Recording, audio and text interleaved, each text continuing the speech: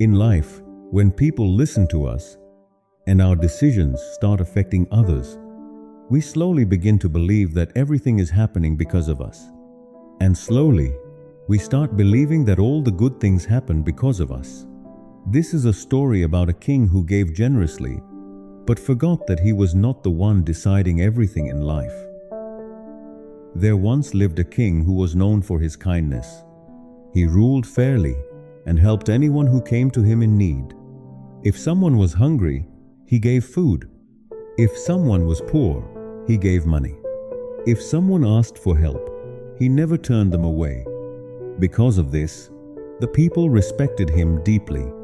But somewhere inside, the king believed something else. He believed that his kindness was the reason people survived, that his power was the reason the kingdom prospered. And slowly, he began to feel like the provider of everything. Among the many people who came to the palace every day were two beggars. One was old and calm. The other was young and full of energy. The king made sure both were fed well. Whenever the young beggar received food or money, he smiled and said, "The king provides." The old beggar, however, would accept the gift calmly and say, "God provides." The old man's comment would irritate the king. He thought, "I give them food, I give them money. Why does he credit someone else?" One day, the king decided to teach the old beggar a lesson. He placed a pouch filled with gold coins on a road outside the palace. Then he called the young beggar and ordered him to walk only on that road. The king's intention was clear. If the young beggar found the gold, the old man would finally realize that it is the king who provides. The young beggar walked down the road, but his mind was not on the road. He kept thinking, "Why did the king send me this way? What does he expect from me?" Lost in these thoughts, he walked past the pouch without seeing it. Later that same day, the old beggar walked on the same road. He was not questioning anything. He simply noticed what was in front of him. He saw the pouch, picked it up, and quietly went home. The next day, the king asked the young beggar, "Did something interesting happen yesterday?" The young beggar smiled and said, "No, Your Majesty. The road was peaceful." Then the old beggar stepped forward. He told the king about the pouch of gold he had found.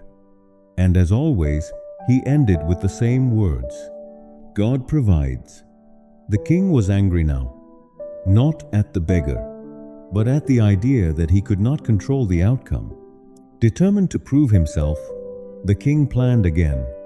This time, he filled a pumpkin with silver coins and gave it directly to the young beggar. "Take this," he said. The young beggar walked away, holding the pumpkin. All the way home, he kept wondering what to do with it. He had no pots, no vessels, no way to cook it. Confused, he finally decided to sell it. A shopkeeper bought the pumpkin for a single copper coin. Later that day, the old beggar passed the shop. Seeing his condition, the shopkeeper handed him the pumpkin. When the old beggar reached his hut and cut it open, silver coins spilled out. He could not believe his eyes. For a moment, he stood still. Then a smile slowly spread across his face. The next morning, the king waited eagerly. He asked the young beggar, "Did something exciting happen yesterday?" The young beggar replied, "Yes, Your Majesty. I sold the pumpkin you gave me for a copper coin." Then the old beggar spoke. "I received a pumpkin," he said. "It was filled with silver coins. God provides." This time, the king said nothing. For the first time, he understood. He had planned carefully. He had given intentionally. Yet the outcome had followed its own path. The king realized that power allows us to give, but it does not allow us to control where life finally delivers.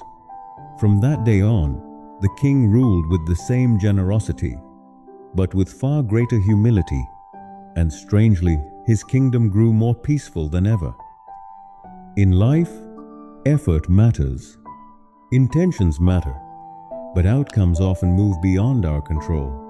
We influence life, we do not command it. And the moment we understand this, power turns into wisdom.